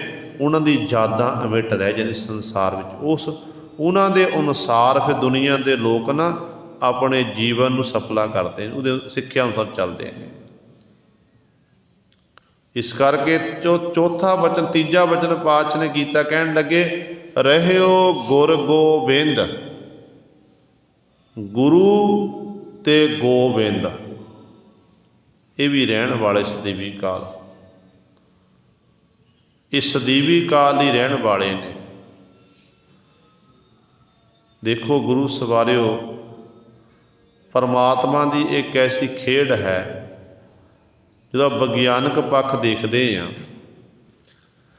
ਵਿਗਿਆਨ ਨੇ ਇੰਨੀ ਤਰੱਕੀ ਕੀਤੀ ਹੈ ਕਿ ਮਨੁੱਖ ਦਾ ਇਕੱਲਾ ਇਕੱਲਾ ਜਿਹੜਾ ਅੰਗ ਹੈ, ਕੋਈ ਮਨੁੱਖ ਚੜ੍ਹਾਈ ਕਰ ਗਿਆ, ਮਨੁੱਖ ਦੀ ਮੌਤ ਹੋ ਗਈ, ਤੇ ਉਹਦੇ ਸਰੀਰ ਦੇ ਜਿਹੜੇ ਅੰਗ ਨੇ ਉਹ ਦੂਸਰੇ ਸਰੀਰ 'ਚ ਟਰਾਂਸਫਰ ਕੀਤੇ ਜਾ ਸਕਦੇ ਹਨ। ਦੇਖੋ ਕਿਸੇ ਨੂੰ ਕਿਡਨੀ ਦੀ ਲੋੜ ਹੈ ਤੇ ਇੱਕ ਕਿਡਨੀ ਦੇ ਰਾਹੀਂ ਮਨੁੱਖ ਦਾ ਗੁਜ਼ਰਾਨ ਹੋ ਸਕਦਾ ਹੈ, ਤੇ ਲੋੜਵੰਦ ਜਿਹੜੇ ਨੇ ਫਿਰ ਲੋੜਵੰਦਾਂ ਨੂੰ ਕਈ ਦਾਨ ਕਰਦੇ, ਆਪਣੀ ਕਿਡਨੀਆਂ ਦਾਨ ਕਰ ਦਿੰਦੇ ਨੇ।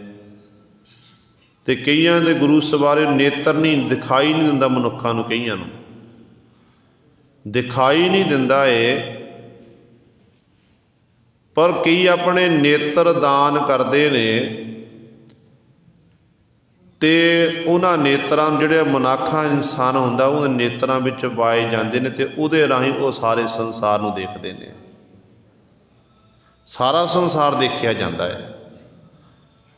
ਪਰ ਕਈ ਵਾਰੀ ਐਸਾ ਵੀ ਹੁੰਦਾ ਹੈ ਕਿ ਮਾਨੋ ਕਿਸੇ ਨੇ ਕਿਸੇ ਨੂੰ ਆਪਣੇ ਨੇਤਰ ਦਾਨ ਕੀਤੇ ਨਾ, ਮਨੁੱਖ ਚੜ੍ਹਾਈ ਕਰ ਗਿਆ, ਉਹਦੇ ਨੇਤਰ ਜਿਹੜੇ ਨੇ ਡਾਕਟਰ ਆਏ ਕੱਢ ਕੇ ਦੂਜੇ ਜਿਹਦੇ ਦਾਨ ਕੀਤੇ ਕਿਸੇ ਵਿੱਚ ਪਾ ਦਿੱਤੇ, ਤੇ ਆਪਣੇ ਨੇਤਰਾਂ ਦੇ ਰਾਹੀਂ ਗੁਰੂ ਸਵਾਰਿਓ ਉਹ ਭੋਗ ਪੈਂਦੇ ਦੇਖ ਸਕਦਾ। ਹਾਲਾਂਕਿ ਸਰੀਰ ਮੁੱਕ ਗਿਆ, ਖਤਮ ਹੋ ਗਿਆ, ਦੂਜੇ ਦੇ ਸਰੀਰ ਦੇ ਜਾ ਕੇ ਨੇਤਰ ਲੱਗੇ ਤੇ ਉਹਦੇ ਰਾਹੀਂ ਸੰਸਾਰ ਨੂੰ ਉਹ ਦੇਖ ਰਿਹਾ ਏ, ਭੋਗਾਂ ਤੇ ਚਲਿਆ ਗਿਆ, ਇਤਿਆਦਿਕ ਸਾਰੀਆਂ ਥਾਵਾਂ ਤੇ ਵਿਚਰਿਆ। ਸਭ ਕੁਝ ਵਿਗਿਆਨ ਨੇ ਬਦਲ ਦਿੱਤਾ। ਕੱਲਾ ਕੱਲਾ ਅੰਗ ਇੱਕ ਦੂਜੇ ਦੇ ਸਰੀਰ ਦਾ ਕੱਢ ਦੂਜੇ ਸਰੀਰ 'ਚ ਫਿੱਟ ਕਰ ਸਕਦੇ ਨੇ, ਪਰ ਗੁਰੂ ਸਵਾਰਿਓ ਇੱਕ ਆਤਮਾ ਨੂੰ ਲੱਭ ਸਕੇ। ਹੋ ਆਤਮਾ ਨੂੰ ਲੱਭਣ ਦੀ ਕੋਸ਼ਿਸ਼ ਕਰਦੇ, ਉੱਥੇ ਜਾ ਕੇ ਉਹ ਫੇਲ ਹੋ ਰਹੇ ਨੇ ਤੇ ਉਹ ਨਾ ਲੱਭਿਆ ਜਾਣਾ ਜਿੰਨੀਆਂ ਮਰਜ਼ੀ ਕੋਸ਼ਿਸ਼ਾਂ ਕਰਨ ਤੇ ਗੁਰੂ ਸਰ ਇਹਦੇ ਉੱਤੇ ਪਕੜ ਮਜ਼ਬੂਤ ਨਹੀਂ ਕਰ ਸਕਦੇ ਹਨ, ਕਿਉਂਕਿ ਇਹੀ ਤਾਂ ਪ੍ਰਮਾਤਮਾ ਨੇ ਗੁਪਤ ਖੇਡ ਵਰਤਾਈ ਹੋਈ ਹੈ। ਸਰੀਰ ਦੀਆਂ ਨਾੜੀਆਂ ਅੰਤਰਾਂ ਉਹੀ ਨੇ ਜਿਹਦੇ ਵਿੱਚੋਂ ਇਹ ਖੋਜ ਕਰਦੇ ਨੇ ਤੇ ਉੱਥੇ ਲਹੂ ਮਿਲ ਜਾ, ਬਲੱਡ ਮਿਲ ਜਾ, ਸਭ ਕੁਝ ਮਿਲੇਗਾ। ਪਰ ਗੁਰੂ ਸਰ ਜੇ ਸੋਚੇ ਕਿ ਉੱਥੇ ਆਤਮਾ ਲੱਭ ਲਈ, ਆਤਮਾ ਨਹੀਂ ਲੱਭੀ ਜਾ ਸਕਦੀ ਹੈ। ਆਤਮਾ ਪਰਮਾਤਮਾ ਦੀ ਅੰਸ਼ ਹੈ ਤੇ ਪਰਮਾਤਮਾ ਦੇ ਵਿੱਚ ਹੀ ਜਾ ਕੇ ਭੇਦ ਹੁੰਦੀ ਹੈ। ਸੋ ਗੁਰੂ ਪਾਤਸ਼ਾਹ ਜਿੱਥੇ ਬਚਨ ਕਰਦੇ, ਕਹਿੰਦੇ ਭਾਈ ਜਿਹੜੇ ਗੁਰੂ ਸਾਹਿਬਾਨ ਜੀ ਸਰੀਰਕ ਤੌਰ ਤੇ ਸੰਸਾਰ ਵਿੱਚ ਆਏ, ਪਰਉਪਕਾਰ ਦੇ ਕਾਰਜ ਕੀਤੇ, ਜੋਤੀ ਜੋ ਸਮਾ ਗਏ, ਪਰ ਉਹਨਾਂ ਦੇ ਅਮਿੱਟ ਯਾਦਾਂ ਰਹਿੰਦੀ ਦੁਨੀਆ ਤੱਕ ਸੰਸਾਰ ਵਿੱਚ ਰਹਿਣਗੀਆਂ। ਗੁਰੂ ਗ੍ਰੰਥ ਸਾਹਿਬ ਮਹਾਰਾਜ ਰਹਿੰਦੀ ਦੁਨੀਆ ਤੱਕ ਸੰਸਾਰ ਦੇ ਵਿੱਚ ਨੇ। ਪਰਮੇਸ਼ਰ ਸਦੀਵੀ ਕਾਲ ਹੈ ਤੇ ਇਸ ਤਰ੍ਹਾਂ ਇਹ ਚੀਜ਼ਾਂ ਜਿਹੜੀਆਂ ਸੰਸਾਰ ਦੇ ਵਿੱਚ ਰਹਿਣ ਵਾਲੀਆਂ ਚਾਰ ਚੀਜ਼, ਨਾਮ ਰਹਿਓ, ਸਾਧੂ ਰਹਿਓ, ਰਹਿਓ ਗੁਰ ਗੋਬਿੰਦ, ਕਹੋ ਨਾਨਕ ਇਹ ਜਗਤ ਮੈਂ ਕਿਨ ਜਪਿਓ ਗੁਰਮੰਤ। ਤੇ ਅਗਲੇ ਸ਼ਲੋਕ 'ਚ ਪਾਤਸ਼ਾਹ ਬਚਨ ਕਰਦੇ ਹਨ ਕਿ RAM ਨਾਮ ਔਰ ਮੈਂ ਗਹਿਓ, ਜਾ ਕੈ ਸਮ ਨਹੀਂ ਕੋਏ, ਜੇ ਸਿਮਰਤ ਸੰਕਟ ਮਿਟੈ, ਦਰਸ ਤੁਹਾਰੋ ਹੋਏ। ਅਖੀਰਲਾ ਸ਼ਲੋਕ ਹੈ ਭੋਗ ਦੇ ਸ਼ਲੋਕਾਂ ਦੇ ਵਿੱਚ ਗੁਰੂ ਤੇਗ ਬਹਾਦਰ ਸਾਹਿਬ ਮਹਾਰਾਜ ਬਚਨ ਕਰਦੇ ਹਨ, ਕਹਿੰਦੇ RAM ਨਾਮ ਔਰ ਮੈਂ ਗਹਿਓ। ਗਹਿਓ ਦਾ ਅਰਥ ਹੈ ਪਕੜਨਾ, ਔਰ ਹਿਰਦੇ ਦੇ ਜਿਨ ਪਕੜਨਾ ਕੀਤਾ, ਭਾਵ ਹਿਰਦੇ ਦੇ ਅੰਦਰ ਪ੍ਰਵੰਤੀ RAM ਪਰਮੇਸ਼ਰ ਦਾ ਨਾਮ ਜਿਹਨੇ ਵਸਾ ਲਿਆ। ਕਹਿੰਦੇ ਫਿਰ ਜਾ ਕੇ ਸਮ ਨਹੀਂ, ਉਸ ਜੀਵ ਦੇ ਬਰਾਬਰ ਕੋਈ ਨਹੀਂ ਹੋ ਸਕਦਾ, ਕਿਉਂਕਿ ਨਾਮ ਵਿੱਚ ਇੰਨੀ ਤਾਕਤ ਹੈ। ਜੀਵ ਕਹਿੰਦਾ ਕਿ ਮੇਰੀਆਂ ਦੁੱਖ ਤਕਲੀਫਾਂ ਮੇਰੀਆਂ ਦੂਰ ਨਹੀਂ ਹੁੰਦੀਆਂ, ਹਰ ਸਮੇਂ ਮੈਂ ਜ਼ਿੰਦਗੀ ਦੀ ਚਿੰਤਾ ਝੋਰਿਆਂ ਵਿੱਚ ਬਤੀਤ ਕਰਦਾ ਹਾਂ, ਮੇਰੀਆਂ ਇਹ ਮੁੱਕਦੀਆਂ ਨਹੀਂ ਹਨ, ਤਕਲੀਫਾਂ ਨਹੀਂ ਮੁੱਕਦੀਆਂ। ਪਰ ਗੁਰੂ ਤੇਗ ਬਹਾਦਰ ਪਾਤਸ਼ਾਹ ਕਹਿੰਦੇ ਜੇ ਸਿਮਰਤ ਸੰਕਟ ਮਿਟੈ, ਕਹਿੰਦੇ ਪਰਮਾਤਮਾ ਦਾ ਨਾਮ ਜਪ, ਜਿਹਦਾ ਸਿਮਰਨ ਕਰਨ ਦੇ ਨਾਲ ਤੇਰੇ ਸਾਰੇ ਸੰਕਟ ਮਿਟ ਸਕਦੇ ਨੇ, ਕਿਉਂਕਿ ਨਾਮ ਵਿੱਚ ਇੰਨੀ ਤਾਕਤ ਹੈ। ਕਹਿੰਦੇ ਇਸ ਕਰਕੇ ਨਾਮ ਦੇ ਬਰਾਬਰ ਕੋਈ ਹੈ ਹੀ ਨਹੀਂ ਹੈ। ਤੇ ਸਤਿਗੁਰੂ ਮਹਾਰਾਜ ਇੱਥੇ ਬਚਨ ਕਰਦੇ ਹਨ, ਕਹਿੰਦੇ ਮੋਹ ਦੀਆਂ ਤੰਦਾਂ ਵਿੱਚ ਜਿਵੇਂ ਐਸਾ ਖਚਤ ਹੈ, ਅੰਦਰ ਹੋਮੈ ਹੰਕਾਰ ਹੈ। ਕਹਿੰਦੇ ਜਗਤ ਨਾਲ ਮੋਹ ਕਰਦਾ, ਪਰ ਜਗਤ ਕੀ ਹੈ? ਸਭ ਜਗ ਵਿਨਸੈ, ਸਾਰਾ ਜਗਤ ਆ ਵਿਨਸਣ ਵਾਲਾ, ਖਤਮ ਹੋਣ ਵਾਲਾ। ਤੇ ਮਨੁੱਖ ਨੇ ਕਹਿੰਦੇ ਇਸ ਜਗਤ ਵਿੱਚ ਗਲਤਾਨ ਹੋ ਕੇ ਜੀਵ ਨੇ ਕਹਿੰਦੇ ਨਾਮ ਵਿਸਾਰਾ, ਵਾਹਿਗੁਰੂ ਦੇ ਨਾਮ ਨੂੰ ਵਿਸਾਰਿਆ ਹੋਇਆ ਹੈ। ਬਿਨ ਸਤਿਗੁਰ ਸੇਵੇ ਨਾਮ ਨ ਪਾਈਐ, ਨਾਮ ਸੱਚਾ ਜਗ ਲਾਹਾ ਹੈ। ਕਹਿੰਦੇ ਫਿਰ ਨਾਮ ਮਿਲਦਾ ਕਿੱਥੋਂ ਹੈ? ਗੁਰੂ ਪਾਤਸ਼ਾਹ ਨੇ ਸਵਾਲ ਕੀਤਾ। ਸਤਿਗੁਰੂ ਕਹਿੰਦੇ ਨਾਮ ਮਿਲਦਾ ਗੁਰੂ ਪਾਸੋਂ। ਜੇ ਕੋਈ ਸੋਚੇ ਨਾ ਗੁਰੂ ਤੋਂ ਬਿਨਾਂ ਮੈਂ ਨਾਮ ਪ੍ਰਾਪਤ ਕਰ ਲਵਾਂ, ਗੁਰੂ ਦੀ ਟਹਿਲ ਸੇਵਾ ਨਾ ਕਰਾਂ, ਕਹਿੰਦੇ ਨਹੀਂ, ਫਿਰ ਨਹੀਂ ਗੱਲ ਬਣਨੀ ਹੈ। ਬਿਨ ਸਤਿਗੁਰ ਸੇਵੇ, ਸਤਿਗੁਰੂ ਚੇਤੇ ਕੀਤੇ ਤੋਂ ਬਿਨਾਂ ਨਾਮ ਨਾ ਪਾਈਐ, ਭਾਵ ਗੁਰੂ ਵਾਲੇ ਬਣਨ ਤੋਂ ਮੈਂ ਨਾਮ ਦੀ ਪ੍ਰਾਪਤੀ ਨਹੀਂ ਹੋ ਸਕਦੀ ਹੈ। ਨਾਮ ਸੱਚਾ, ਪਰਮੇਸ਼ਰ ਦਾ ਨਾਮ ਸੱਚਾ ਹੈ, ਜਗ ਲਾਹਾ ਹੈ। ਕਹਿੰਦੇ ਜਗਤ ਵਿੱਚ ਭਾਈ ਇਹੀ ਅਸਲੀ ਲਾਹਾ ਹੈ। ਧਨ ਸੰਪਦਾ ਕਮਾ ਲਈ, ਕਾਰੋਬਾਰ ਦਿਨ ਦੁਗਣੀ ਰਾਤ ਚੌਗੁਣੀ ਤਰੱਕੀ ਕਰ ਲਈ, ਇਹ ਵੀ ਸੰਸਾਰਕ ਤੌਰ 'ਤੇ ਤਰੱਕੀ ਹੈ, ਇਹਦੇ ਬਿਨਾਂ ਸਾਡਾ ਗੁਜ਼ਾਰਾ ਨਹੀਂ ਹੈ। ਪਰ ਜੇ ਅਸਲੀ ਲਾਹਾ ਪ੍ਰਾਪਤ ਕਰਨਾ ਹੈ, ਕਹਿੰਦੇ ਜਗਤ ਵਿੱਚ ਅਸਲੀ ਲਾਹਾ ਹੈ ਨਾਮ ਜਪਣ ਦਾ। ਕਿਰਤ ਕਰਨੀ ਹੈ, ਇਹਦਾ ਮਤਲਬ ਹੀ ਨਹੀਂ ਆਪਾਂ ਕਿਰਤ ਛੱਡ ਦੇਣੀ ਹੈ। ਕਿਰਤ ਕਰਦਿਆਂ ਹੋਇਆਂ ਸੁਰਤ ਜਿਹੜੀ ਹੈ ਸਾਡੀ ਕਰਤਾਰ ਵਿੱਚ ਹੋਣੀ ਚਾਹੀਦੀ ਹੈ। ਕਰਤਾਰ 'ਚ ਸੁਰਤ ਹੋਣੀ ਚਾਹੀਦੀ ਹੈ। ਕਾਰੋਬਾਰ ਨੂੰ ਦੇਖ ਕੇ ਸਾਨੂੰ ਰੱਬ ਚੇਤੇ ਹੋਣਾ ਚਾਹੀਦਾ, ਗੁਰੂ ਚੇਤੇ ਆਉਣਾ ਚਾਹੀਦਾ ਹੈ। ਕਾਰੋਬਾਰ ਨੂੰ ਦੇਖ ਕੇ ਸਾਨੂੰ ਗੁਰੂ ਨਹੀਂ ਭੁੱਲਣਾ ਚਾਹੀਦਾ।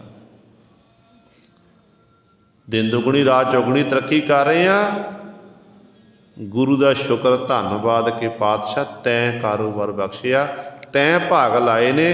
ਜੇ ਤੂੰ ਬਖਸ਼ਿਸ਼ ਨਹੀਂ ਕਰਦਾ ਤੇ ਮਾਲਕ ਮੇਰੀ ਬੁੱਧੀ ਕਿੱਥੇ ਹੈ? ਆਪਣੀ ਬੁੱਧੀ ਦੇ ਰਾਹੀਂ ਮੈਂ ਕਾਰੋਬਾਰ ਸਾਂਭ ਨਹੀਂ ਸਕਦਾ ਸੀ। ਤੈਂ ਅਕਲ ਬਖਸ਼ੀ ਹੈ, ਉਹਦੇ ਰਾਹੀਂ ਪਾਤਸ਼ਾਹ ਮੈਂ ਇਹ ਸਭ ਕੁਝ ਕਰ ਰਿਹਾ।